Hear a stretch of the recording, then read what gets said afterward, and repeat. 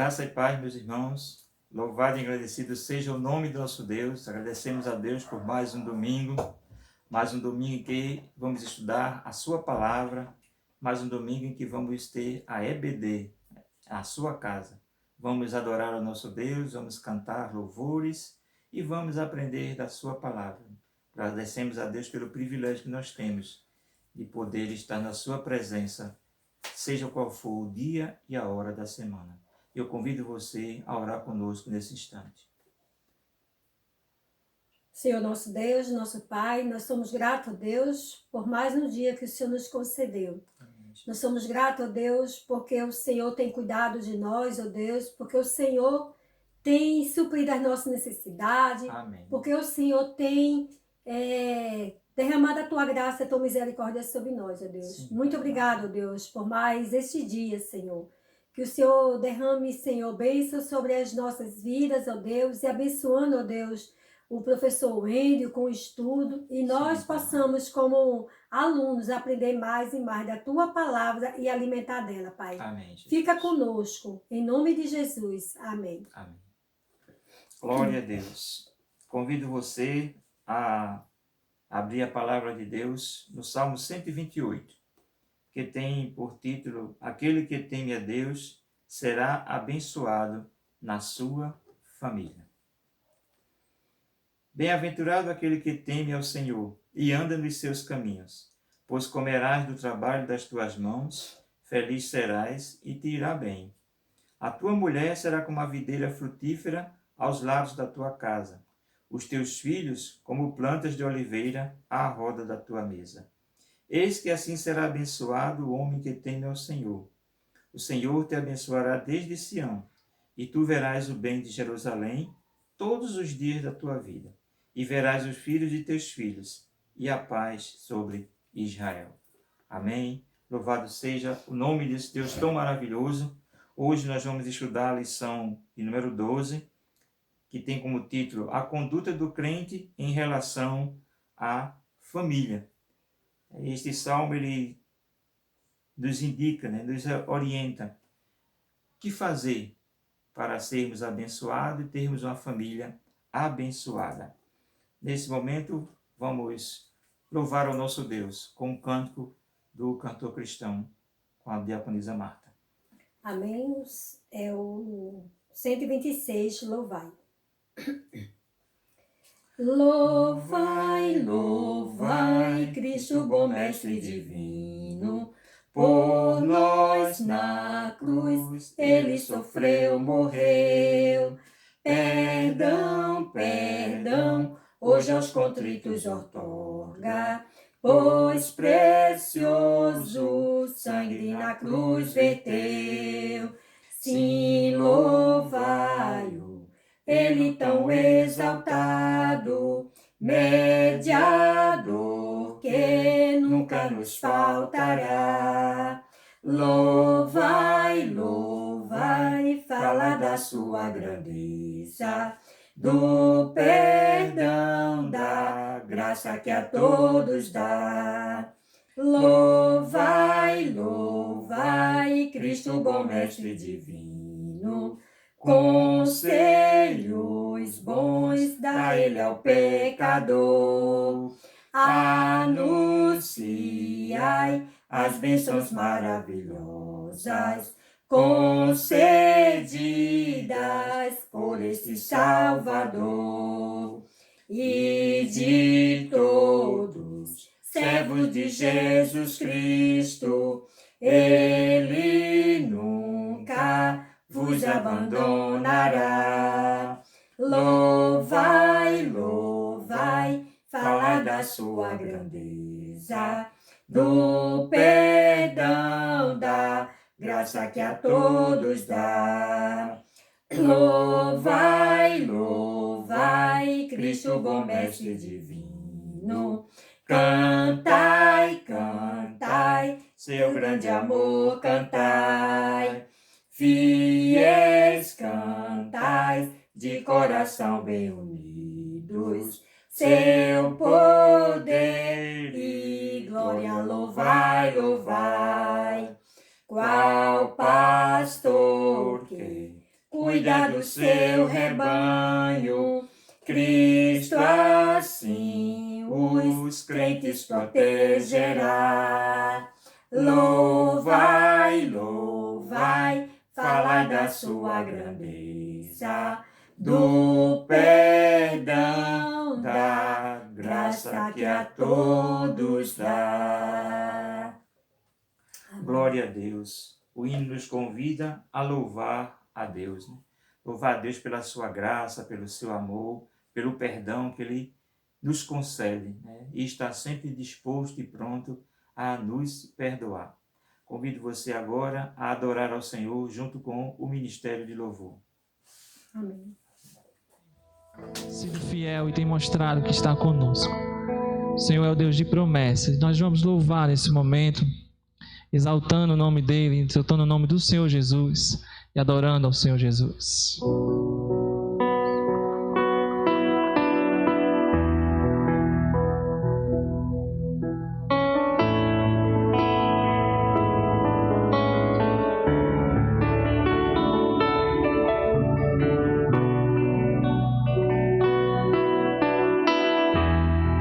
Sim, Senhor, que Tu estás conosco, Senhor.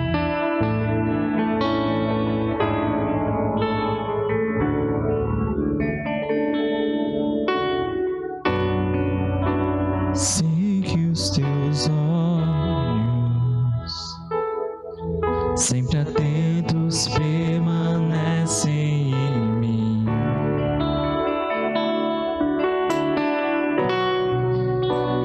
E os Teus ouvidos estão sensíveis para ouvir meu clamor. Posso até chorar, mas a alegria vem de manhã.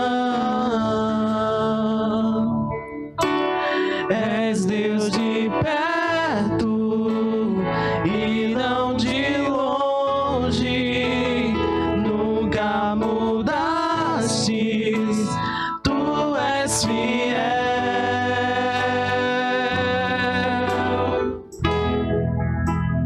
Deus de aliança, Deus de promessas, Deus que não é homem pra mentir.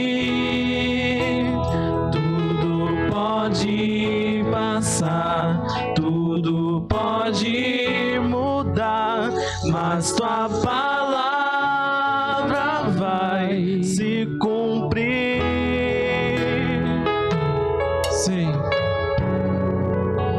Sei que os Teus olhos, sempre atentos, permanecem em mim.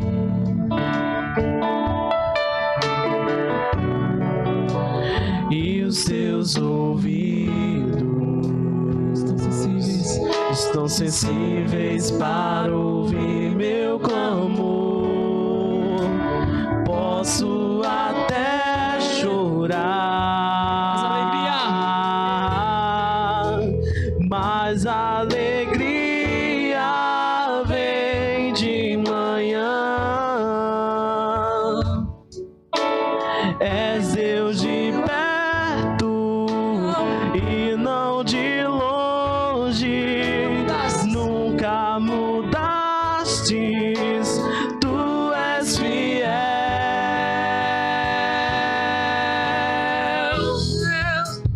Deus de aliança, Deus de promessas, Deus que não é homem pra mentir.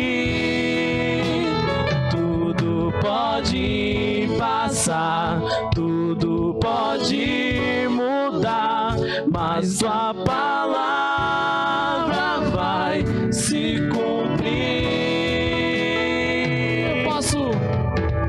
Posso enfrentar o que for, eu sei que luta por mim. Seus planos não podem ser frustrados. Minha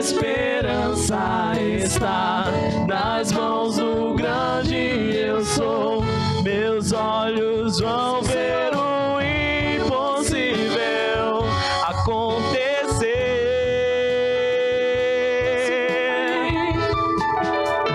Deus de aliança, Deus de promessas, Deus que não é homem pra mentir. Tudo pode passar, tudo pode mudar, mas tua palavra vai se cumprir.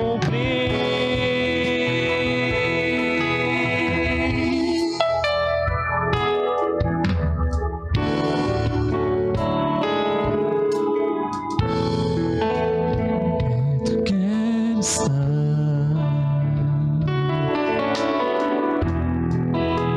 junto aos teus pés,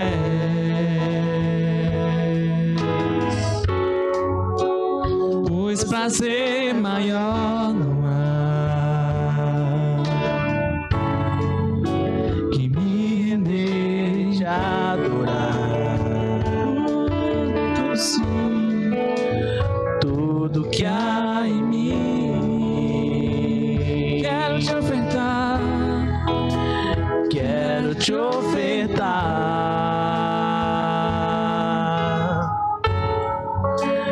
Mas ainda é pouco, eu sei, se comparado ao que ganhei.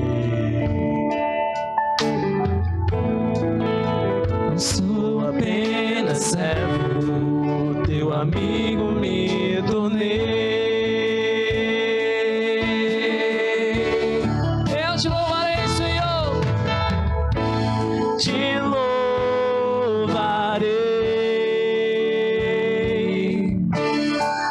Não importam as circunstâncias, adorarei, adorarei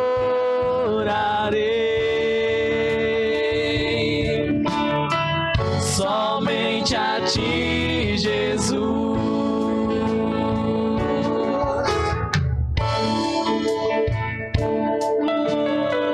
Te adoro, Senhor, exaltamos, ó Deus. Chega perto, quero estar perto, quero estar junto aos teus pés, Senhor, junto aos teus pés,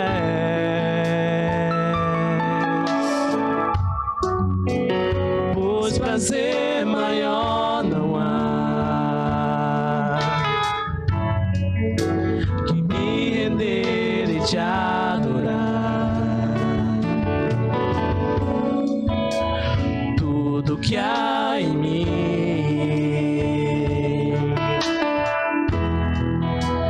quero te ofertar.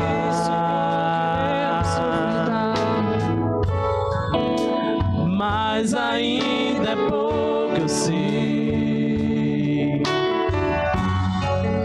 se comparado ao que ganhei. Não sou apenas servo, teu amigo me tornei. Eu te louvarei, te louvarei.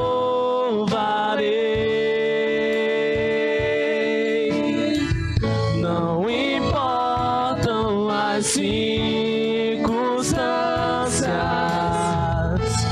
adorarei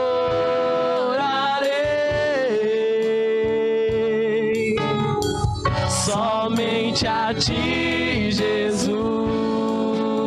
Eu te louvarei, te louvarei.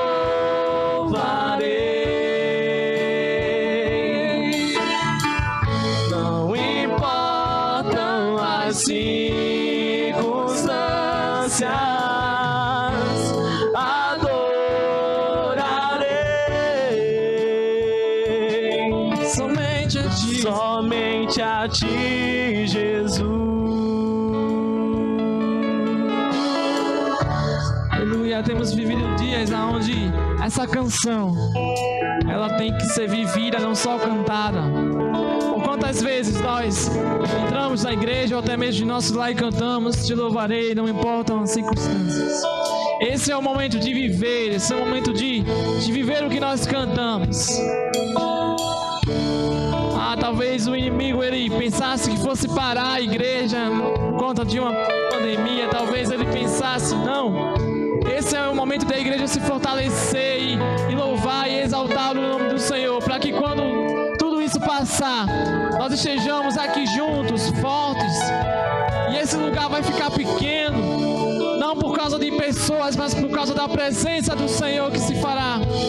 Mas enquanto isso o dia não chega, você pode adorar aí na sua casa, você pode exaltar o seu lar. Nesse momento é o templo do Espírito Santo. Adore a Ele, exalte o nome dEle. Não importa qual seja a circunstância, eu sei que é difícil, eu sei que muitas vezes é fácil falar para quem está aqui, eu sei, mas o Senhor tem cuidado de nós, o Senhor tem cuidado de tudo, Ele está no controle da situação. Te louvarei,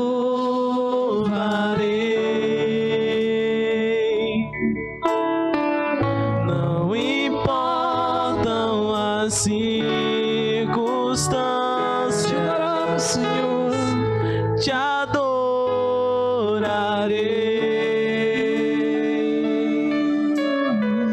somente a ti, Jesus.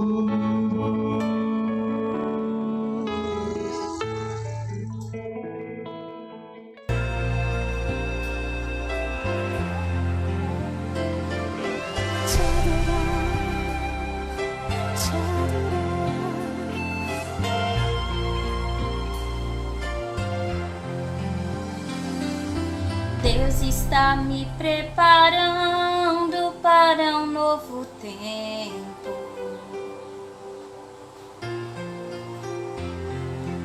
Deus está me ensinando a viver para Ele cada momento.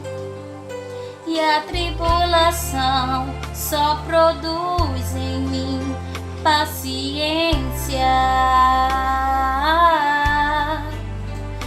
E a solidão nunca vai me roubar a certeza da sua presença.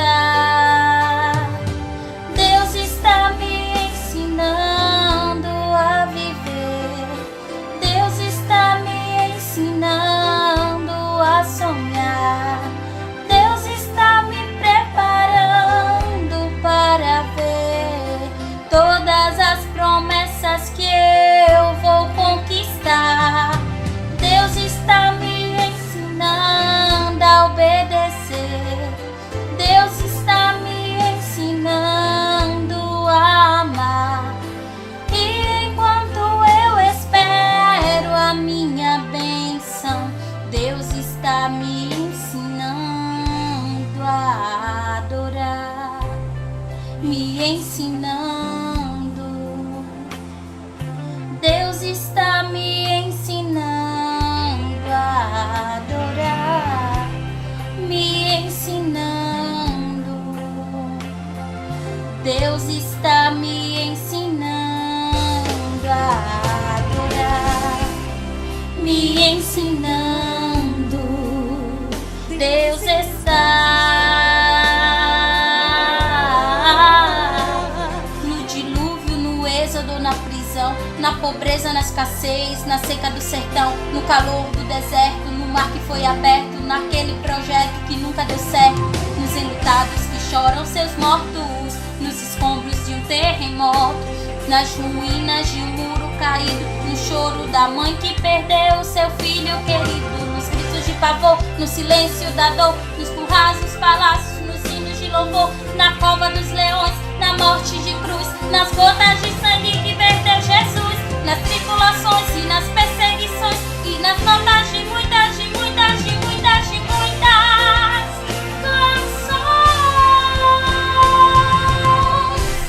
me ensinando. Deus está me ensinando a adorar, me ensinando.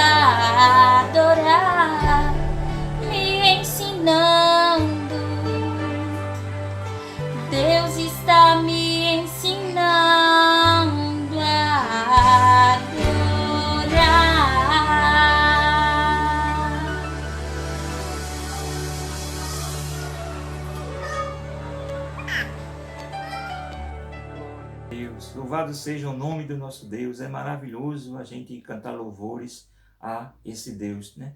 E como nós nos alegramos, né, louvando a esse Deus. Como nós nos sentimos bem louvando a Deus, cantando louvores ao seu nome, agradecendo a Ele por tudo que Ele tem feito.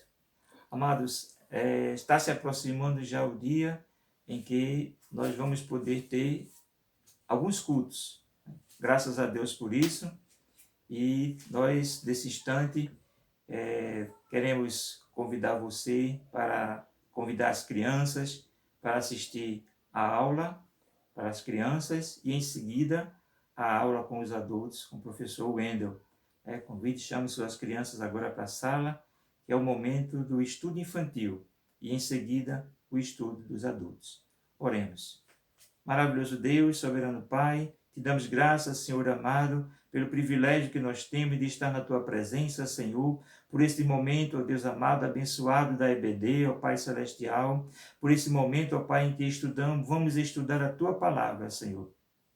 E peço que Tu abençoes, ó Pai amado, que cada criança, Senhor, que for assistir, ó Deus amado, essa aula agora, que ela possa absorver, Senhor, que ela possa aprender a Tua palavra, Senhor amado.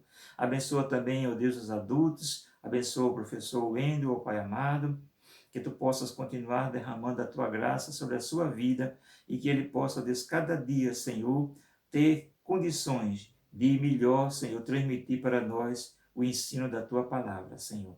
No nome de Jesus, nós te oramos e nós te agradecemos por tudo. Amém e amém. Deus abençoe a todos. Bíblia para as Crianças apresenta o nascimento de Jesus.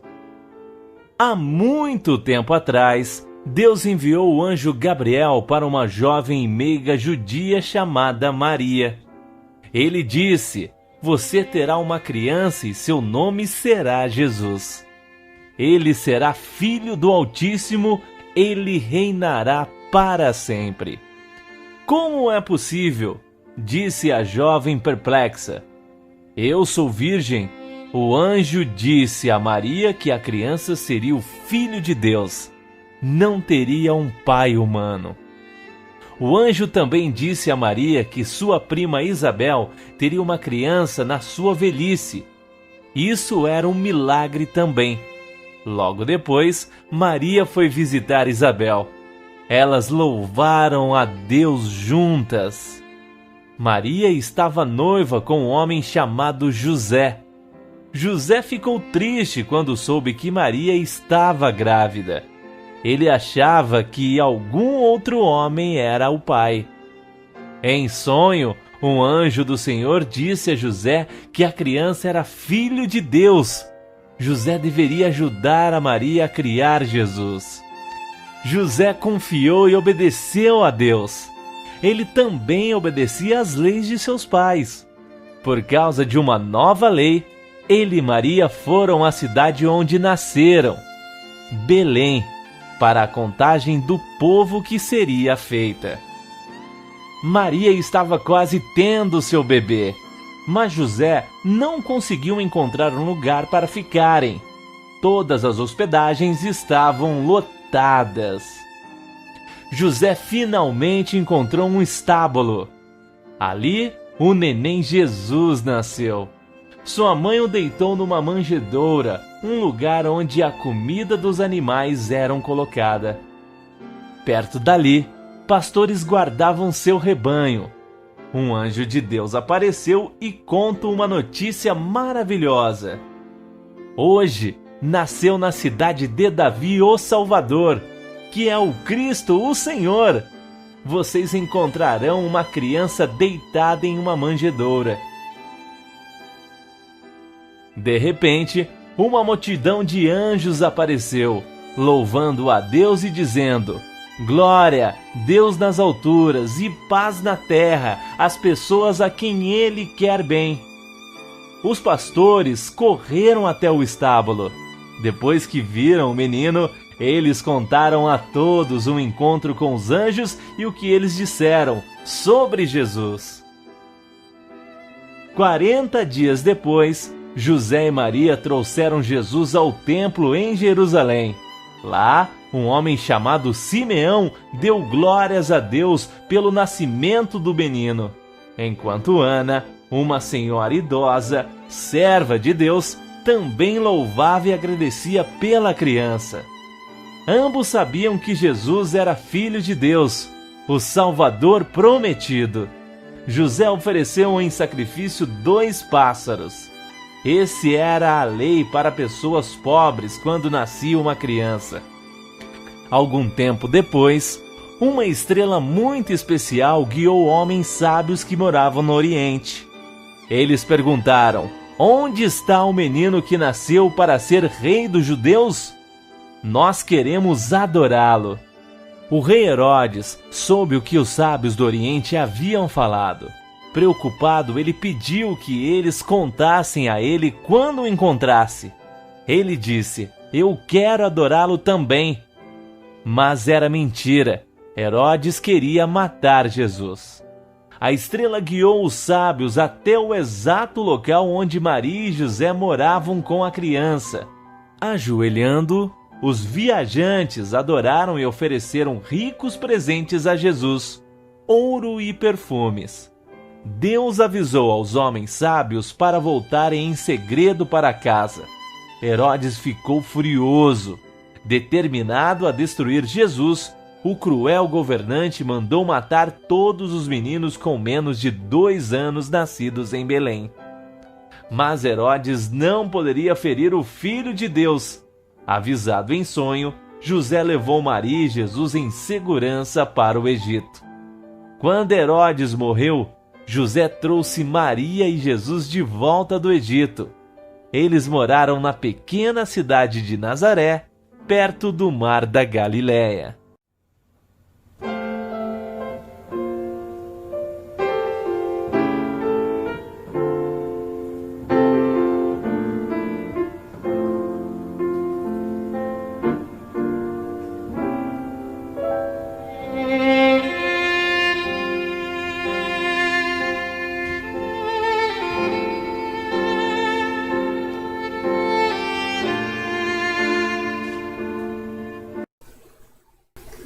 Saúde, irmãos, com a paz do Senhor.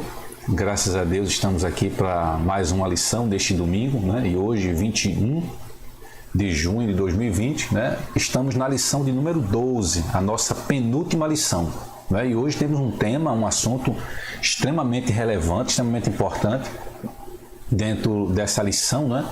Que é, o tema de hoje é a conduta do crente em relação à família. Então, um tema especial, né? Um tema para a família. Eu convido todos, se puderem, estar escutando esse estudo, porque todos estarão interessados, né? O marido, o esposo, a esposa e os filhos. Todos, né? Estarão sendo contemplados nessa lição de hoje. Então, vamos para a nossa leitura. Convido os irmãos a abrirem as Bíblias, né, no livro de Efésios, capítulo 5, vamos ler 2 textos, tá? Efésios 5 e depois o 6.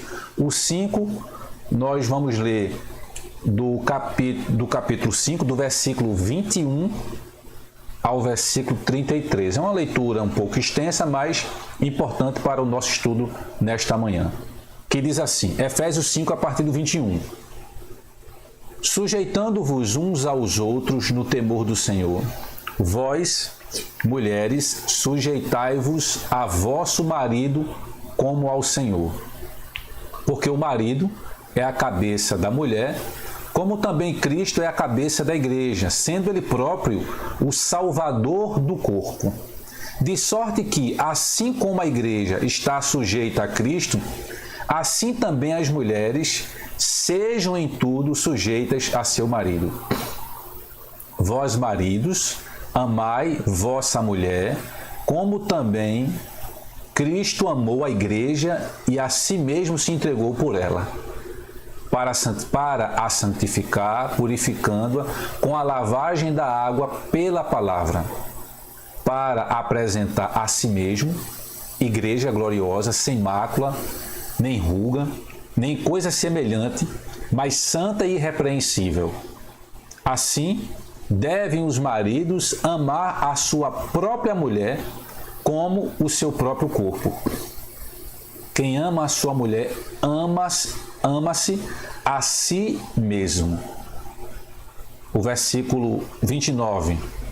Porque nunca ninguém aborreceu a sua própria carne, antes a alimenta e sustenta, como também o Senhor a igreja, porque somos membros do seu corpo. Por isso deixará o homem, seu pai e sua mãe, e se unirá à sua mulher, e serão dois uma só carne, e serão dois numa carne. Grande é este mistério. Digo, porém, a respeito de Cristo e da igreja. Assim também vós, cada um, em particular, ame a sua própria mulher como a si mesmo, e a mulher reverencie o marido. Vamos agora para o capítulo 6, do versículo 1 ao 4, que diz: Vós, filhos, sede obedientes a vossos pais no Senhor, porque isto é justo. Honra a teu pai e a tua mãe, que é o primeiro mandamento com promessa, para que te vá bem e vivas muito tempo sobre a terra. E vós, pais, não provoqueis a ira a vossos filhos, mas criai-os na doutrina e admoestação do Senhor. Então, irmãos, hoje trataremos de um tema que envolve a família, não é? Um tema extremamente importante, tá? O relacionamento, né? Na Bíblia, o relacionamento familiar é um projeto divino que pressupõe o matrimônio monogâmico, né? Heterossexual e indissolúvel, tá? Então, os membros, o modelo, né? No modelo de Deus, os membros da família são iguais, porém, cada um irá desempenhar um papel diferente neste organismo social que é a família, né? Todos são iguais, porém, cada um com um papel distinto. E aí vamos analisar o papel desses três: do marido, da esposa e dos filhos.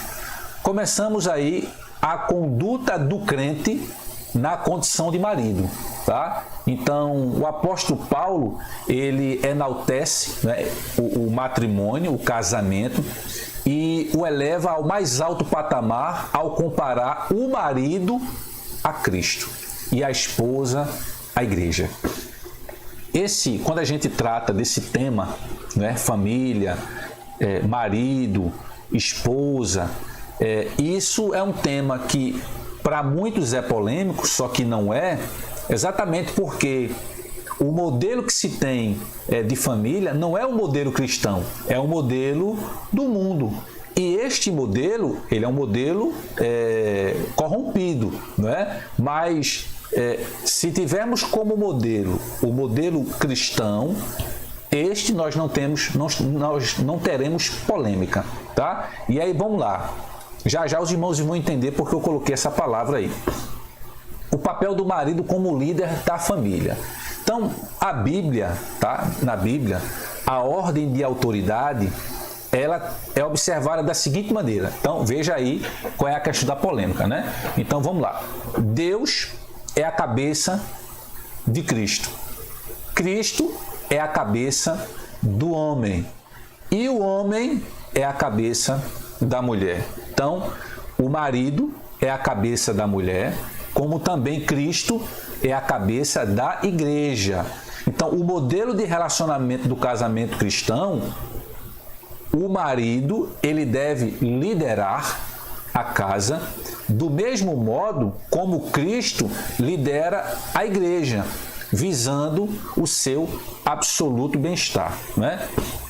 Então, a gente está falando aqui na condição do homem, né, de liderar a sua casa, assim como Cristo, ele lidera a igreja. É importante entender, a gente está falando aqui numa família tradicional, pai, mãe e filhos, mas é óbvio que se for uma família em que a mulher ela seja enfim, a provedora, né, ela seja uma mãe solteira, por exemplo, né, apenas a mulher com os seus filhos, né, se ela decidiu viver assim, e aí, obviamente, a mulher, ela está na condução, tá, deste lar, ok? Agora, num modelo tradicional e comum, aí seria o homem como cabeça, ok? Bom, vamos lá. A gente sabe que a questão da polêmica que eu me referia é exatamente porque se questiona esta liderança do homem no lar, né? E se questiona não pelo modelo bíblico, porque se o modelo bíblico ele for seguido, não há polêmica. O problema é que o modelo da sociedade, o modelo do mundo é um modelo deturpado, é um modelo corrompido, onde o homem ele exerce um autoritarismo, não uma autoridade exacerbada, e aí de fato faz com que vários movimentos critiquem esse modelo social de família, tá? E aí o movimento feminista ele considera esse modelo de família como um sistema opressor do homem contra a mulher, quando na verdade não o é. Quando a gente olha para a condição do mundo, é sim, né? Em muitos casos, o que é que a gente vai ver? O homem na condição de opressor, né? E não na condição de amar a sua esposa como Cristo amou a sua igreja. E aí, de fato, cabe crítica a esse modelo que está imposto no mundo.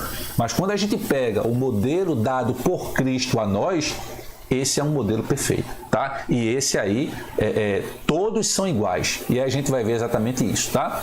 E por isso que o movimento feminista, tá? Ele acaba fazendo uma crítica dura a esse modelo de família que coloca o homem como opressor contra a mulher. E temos visto, inclusive, né, vários casos para que isso se sustente, infelizmente. Né? São homens matando, é o feminicídio, né? Os homens matando suas esposas, maltratando a família. Claro, esse modelo é um modelo falido, mas esse não é um modelo bíblico. É importante que a gente entenda isso. Né? Nas Escrituras, o modelo cristão, e aí esse é perfeito, ele está fundamentado no amor e no respeito mútuo.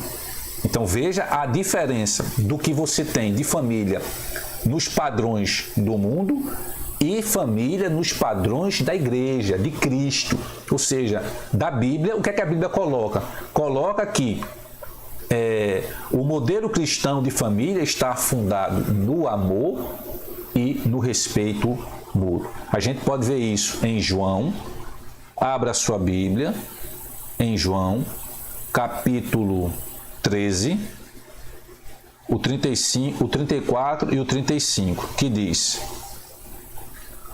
um novo mandamento vos dou, que vos ameis uns aos outros, assim como eu vos amei. Que dessa mesma maneira tenhais amor um para com os outros. Através deste testemunho, todos reconhecerão que sois meus discípulos, se tiverdes amor uns pelos outros. Então, o modelo cristão de família é um modelo fundamentado no amor, tá? E aí o amor como elemento primordial. Ou seja, o marido, além de liderar, deve também amar a sua esposa como Cristo amou a igreja. E aí, detalhe, o homem, ele é o líder, ok, mas ele deve amar a esposa de uma forma especial.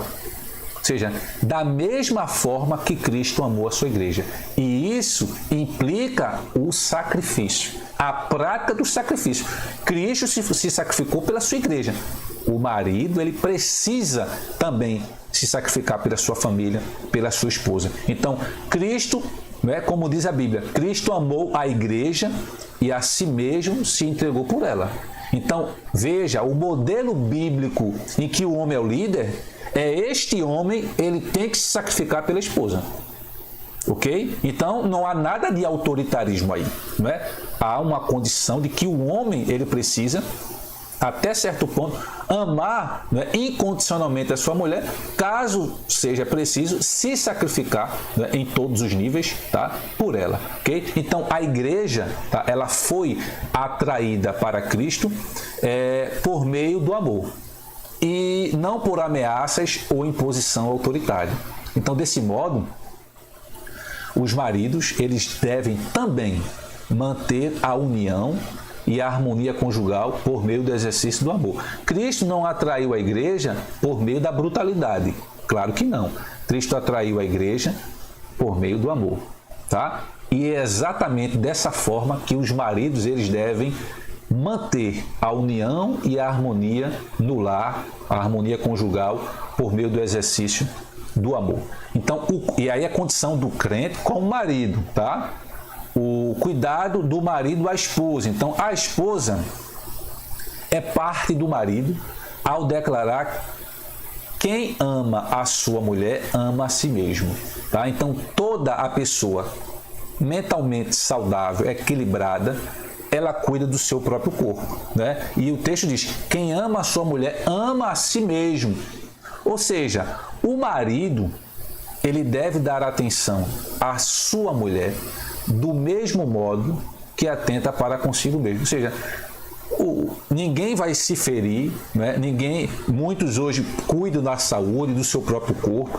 Então é isso, né, que a Bíblia recomenda. Da mesma maneira que a gente cuida, que nós nos cuidamos, né, do nosso corpo, a gente precisa exatamente dar esta atenção à mulher. Então isso implica esta atenção em proteger a esposa e prover-lhe uma vida digna, né? E aí é importante que hoje, infelizmente, muitos homens, né, não têm sido líderes de família, não têm liderado suas famílias, não têm sido provedores de suas famílias. Ou seja, qual o papel desse homem, né, dentro desta família, tá? E aí a gente não está colocando aqui a condição social do país, tá?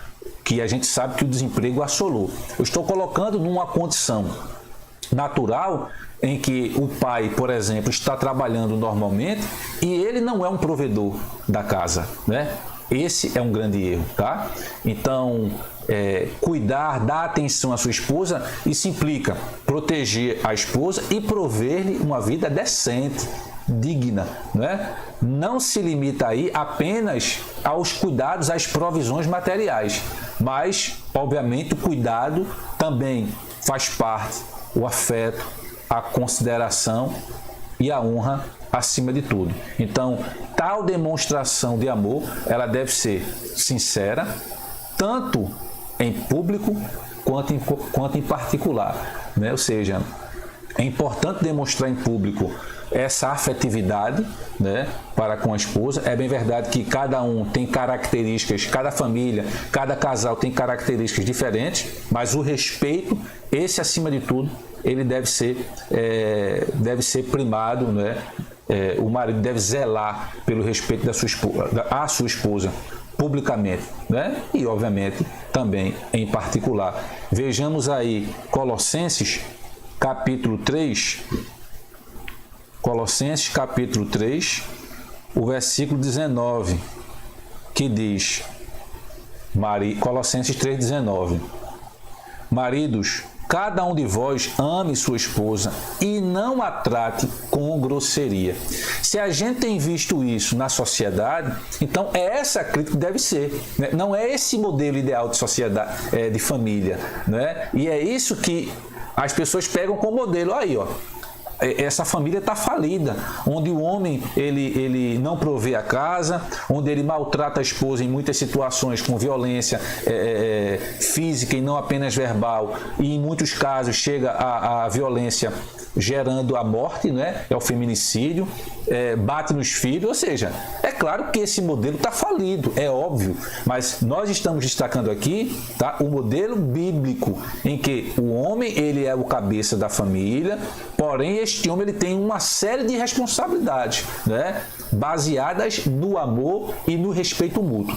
E aí, acima de tudo, um homem como provedor e um homem que é líder e que deve se comportar da forma como Cristo se comportou, se sacrificando. Então, cabe a esse chefe de família também se sacrificar pela sua família. Nós sabemos de vários casos, de vários pais, os filhos que porventura estiverem assistindo essa aula, né? Ou mesmo os já casados, mas que se lembram o que os seus pais fizeram, né? Ou fazem ainda, ou seja, se sacrificaram para que tivesse uma vida decente, uma educação de qualidade. Quantos não se sacrificaram, né, nesses itens? Então a gente sabe que há pais realmente que fazem jus, né, ao seu nome, tá? De provedor, aquele que é o esteio da família. Então falamos aí do papel, a conduta do crente como esposo. Agora vamos falar a conduta do crente, a conduta da crente como esposa. Falamos do homem, agora vamos falar da mulher.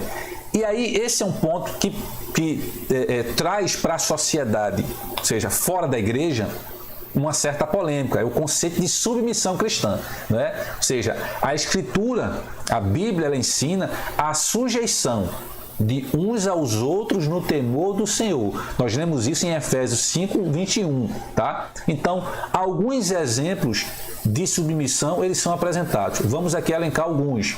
Por exemplo, a submissão da esposa a seus maridos. Isso é um ponto que a Bíblia traz, tá? Dos filhos aos pais, essa submissão, ela deve acontecer dos filhos aos pais.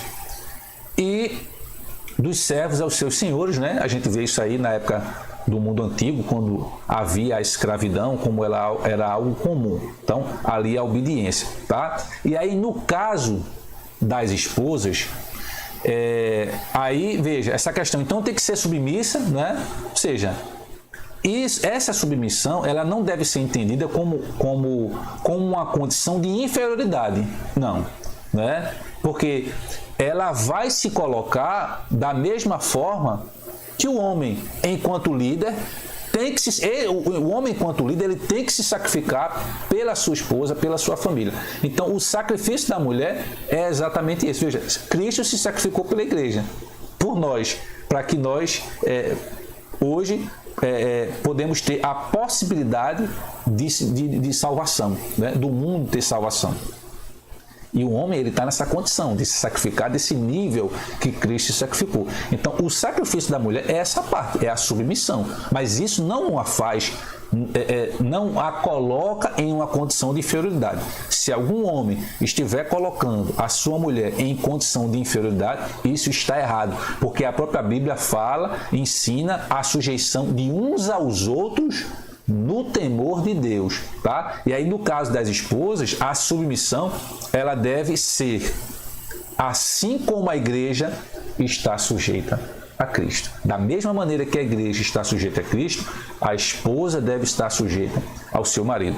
Aqui não se trata, é isso que eu quero destacar, para a gente poder diferenciar do que acontece fora da igreja, fora do modelo bíblico, tá? Aqui não se trata de uma sujeição irracional ao domínio de alguém, mas voluntária, uma sujeição voluntária e de grata aceitação do amor e cuidado do marido, tá? Ou seja, nada existe aqui na condição de submissa de depreciativo nessa conduta, tá? Pois retrata o alto nível de relacionamento entre Cristo e a sua igreja. Então, esta condição de submissão da mulher não é uma condição de inferioridade. E se algum homem estiver tratando a sua esposa nessa condição de inferioridade, porque ele acha que ele é o cabeça, ele na verdade não entendeu nada ou não entende nada do que é o modelo bíblico, tá? Que está baseado no amor e no respeito mútuo, tá? Ok. Então, a condição da mulher cristã. Então, na cultura judaica, a gente, historicamente, isso existe, tá? A mulher na sua condição inferior. Isso de fato existe, tá? Então, na cultura judaica, por exemplo, a mulher ela ocupava uma posição secundária e era parte da propriedade de um homem, tá? Vamos ver isso aí em Gênesis. Vamos ver em Gênesis, tá? Abra sua Bíblia em Gênesis. Veja que na cultura judaica a mulher ela era uma propriedade, tinha uma posição secundária. Gênesis 31, o versículo 14 e 15. Então Raquel e Lia replicaram: temos nós ainda uma parte e uma herança na casa de nosso pai? Não nos considera ele como estrangeiras, pois não apenas nos vendeu, como também consumiu todo o dinheiro pago por nossos dotes. Então a mulher tem uma posição secundária e era parte da propriedade de um homem. Isso na cultura judaica. Na sociedade antiga, clássica, grega, romana, as mulheres eram tratadas como inferiores, né? E as esposas, em várias situações, elas eram escravizadas, tá? Agora, diferente de tudo isso, no Evangelho de Cristo, as mulheres, elas alcançaram, né? Elas alçaram a posição de dignidade igual aos homens. Gálatas 3:28. Abra sua Bíblia aí, em Gálatas 3:28. Não há judeu nem grego, escravo ou livre, homem ou mulher, porque todos vós sois um em Cristo Jesus. Então, óbvio, tá, que no Evangelho de Cristo, as mulheres, elas alçaram posição de dignidade igual aos homens, tá? Por exemplo, Jesus, ao conversar com a mulher samaritana, ele quebrou os paradigmas, né, daquela sociedade, daquela época, e se opôs ao preconceito e à discriminação que havia ali, né? A própria mulher, ela fica desconfortável com Cristo ali por ele ser homem, tá? E acima de tudo por ela ser mulher e samaritana. Mas Cristo, tá? Ele quebrou paradigmas, ele se opôs ao preconceito. Cristo, na verdade, se opõe a qualquer tipo de preconceito. A mulher cristã, e é importante entender, ela desfruta de plena liberdade em Cristo e não está sujeita a nenhum sistema de escravidão. Ou seja, mulher não é escrava, tá? Mulher, ela está no mesmo nível do homem, porque todos são iguais. Agora, respondendo, vamos dizer assim, a papéis diferentes dentro do lar. Amém? E aí, o amor do marido, né, ele para com a esposa deve ser um amor altruísta, um amor de cuidado, tá? O homem que assim se porta, ele coopera para que a esposa também o entenda e o reverencie de maneira amorosa e também respeitosa. Bom, caminhando para o terceiro ponto, vimos a conduta do homem, né? Na condição de marido, vimos a conduta da mulher na condição de esposa. Agora vamos ver a conduta do crente, né?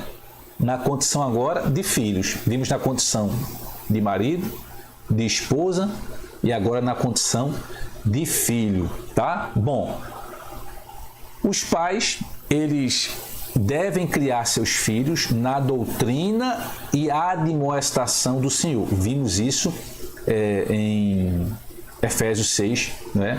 Que nós lemos o versículo 4. A palavra doutrina ou disciplina, ela significa orientação ou treinamento.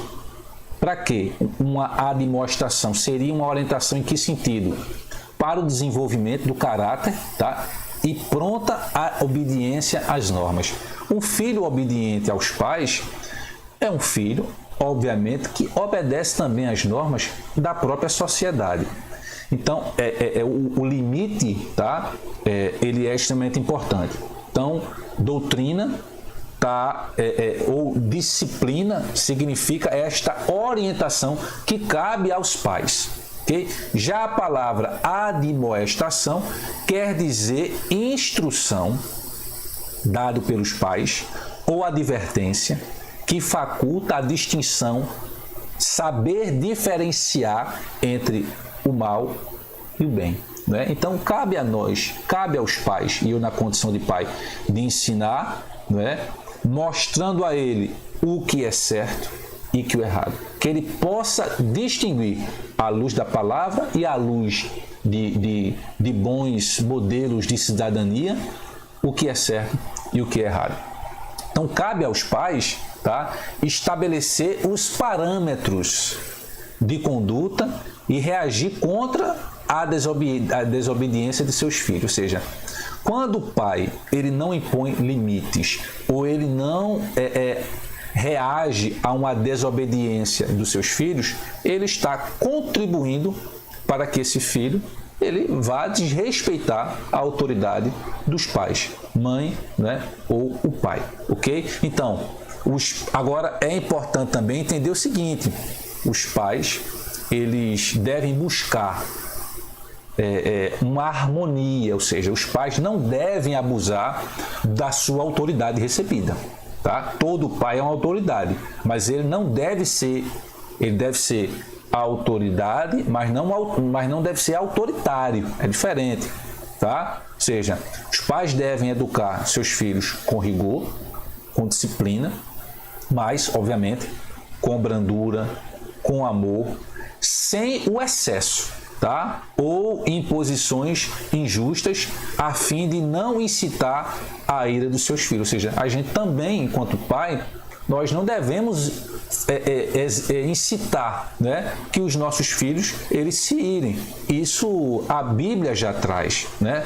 Não ireis, né, os vossos filhos. Então a gente deve também, essa educação, ela deve ser pautada no amor. Obviamente que a autoridade ela tem que ser posta, a disciplina e o limite também. Os filhos precisam entender isso, têm que respeitar, mas que tudo isso exija faça parte disso um diálogo, né? Um respeito e o amor. E o filho ele vai entender, né? Talvez ele não entenda num primeiro momento, mas ele vai entender quando o pai deu determinada ordem baseada na preocupação e no amor, tá? Então, a conduta requerida agora dos filhos, ou seja, o dever dos filhos apresentado pelo apóstolo Paulo de forma objetiva é: vós, e aí você que é filho, vós filhos, sede obediente a vossos pais. E aí alguém pode questionar, né? Por quê? Né? Nós temos que ser obedientes a nossos pais. Efésios capítulo 6, o versículo 1 diz: filhos, obedeceis a vossos pais no Senhor. E por que isso? A Bíblia, na parte B, ela diz de maneira muito clara: sem muitos rodeios, porque isto é justo, tá? Então, Deus deseja que os filhos confiem na sabedoria de seus pais. Lucas, capítulo 2, vejamos aí em Lucas, já estamos aqui encerrando, Lucas, capítulo 2, o versículo 51. Contudo, ele seguiu, ele, Jesus, com eles, no caso seus pais, para Nazaré, pois lhes era obediente. Sua mãe, entretanto, meditava silenciosamente em seu coração sobre todos estes acontecimentos. Então, o próprio Cristo, na condição de filho terreno, foi obediente a seus pais. Então, Deus deseja que os filhos confiem na sabedoria de seus pais. Obedecer significa cumprir o que é ordenado, ok? E honrar envolve amor, respeito e até mesmo o sustento em caso de necessidade. Então, a Bíblia fala que nós devemos obedecer e honrar aos nossos pais. Obedecer, cumprir o que é ordenado. E honrar, aí envolve amor, respeito e o sustento. Ou seja, cabe aos filhos também, né, se os seus pais eles passam por alguma dificuldade, cabe aos filhos também sustentar, em caso de necessidade, os seus pais, né? Então a gente tem visto hoje muitos filhos que abandonam seus pais. Quantos pais idosos não estão abandonados, estão aí em asilos, né? Ou seja, isso não é um modelo cristão de família. Ou seja, os filhos precisam entender que tem que ser obediente, né? Tem que honrar seus pais e que em um determinado momento da vida vai ser os pais vai ser os filhos agora que cuidarão dos pais e não o contrário. Os pais durante muitos anos cuidaram dos filhos, mas vai chegar um tempo para todos os pais que terão que ser cuidados pelos filhos. Por isso que essa harmonia no lar é importante, para que o filho ele venha entender naturalmente que ele tem e ele precisa cuidar dos seus pais. Então, a obediência, ela é devida enquanto os filhos viverem sob a tutela dos pais. Eu não estou dizendo aqui que depois que casou não deve obedecer aos pais, é diferente. Mas você agora na sua casa vai fazer do seu modo. Você não tem que fazer exatamente como seu pai, não é, fazia, ou seus pais faziam. Você vai fazer do seu modo, você vai educar do seu modo. Então a obediência, de um modo geral, ela é devida enquanto os filhos viverem sob a tutela dos pais. Porém, a honra é um dever para a vida toda. Então honrar pai e mãe, isso é para a vida inteira, tá? E aí, isso é um mandamento como promessa. Aos filhos que obedecem e honram seus pais, uma promessa dupla lhes é assegurada: para que te vá bem e vivas muito tempo sobre a terra. Veja que coisa, né? Veja o que é que a Bíblia ela promete aos filhos obedientes: para que te vá bem e vivas muito tempo sobre a terra. Ou seja, o obediente vai ter longevidade. Então, essas bênçãos, para que te vá bem e viva muito tempo sobre a terra, essas bênçãos, elas incluem prosperidade exterior e vida longa. Então, obviamente, a gente sabe que, embora as dádivas espirituais, ela esteja aí, não é, nesse para que te vá bens, mas nesse caso aqui, nesse texto, e vivas muito tempo sobre a terra, para que te vá bens, a ênfase aqui, ela recai sobre os benefícios materiais. Filho obediente a pai e mãe vai prosperar materialmente. Não sou eu que estou dizendo. O quem está dizendo é a palavra. Não entenda a prosperidade material ser o homem mais rico do mundo. Se Deus aqui quiser, vai ser feito. Mas entenda a prosperidade material, ter a condição necessária para o sustento da sua família. Então, o filho que é obediente, ele vai herdar isso. Prosperidade material, né? Isso é a ênfase que o texto está dando. Há implícito também a prosperidade, né? As dádivas espirituais, claro. Mas o texto aqui, ele faz referência a outros textos que fazem referência às bênçãos espirituais. Mas nesse caso aqui, para que te vá bem, faz referência à prosperidade material. Amém. Então, vimos aí, né, esse estudo bem abençoado, né, para a família, né, o tema extremamente propício à conduta do crente em relação à família. O crente como esposo, a crente como esposa e o crente como filho, tá? Ou seja, a família como um todo. Então, que os irmãos recebam essa palavra, né? Que esse estudo realmente ele faça a diferença na nossa vida. Graças a Deus, terminamos mais um EBD, tá? E nesse momento vamos orar encerrando, agradecendo ao Senhor por mais um estudo. Deus Santo, Eterno e Maravilhoso, te agradecemos, ó Pai, por esta oportunidade. Que o Senhor nos abençoe, abençoe a tua igreja, que o Senhor possa conduzir os pais para orientarem e educar os seus filhos, para o homem que possa ser provedor e líder da sua casa, para a mulher que possa ser submissa, entendendo o seu papel, né, na condição da família, que o homem entenda, né, e possa respeitar a sua mulher e se for necessário, que se sacrifique pela sua esposa, pela sua família, que o Senhor possa abençoar as famílias da nossa igreja, as famílias da Igreja Batista Nacional e Coqueiral, para que a harmonia e o amor eles possam imperar. Obrigado, Deus, é esta oração que fazemos em nome de Jesus. Até domingo que vem, se Deus quiser.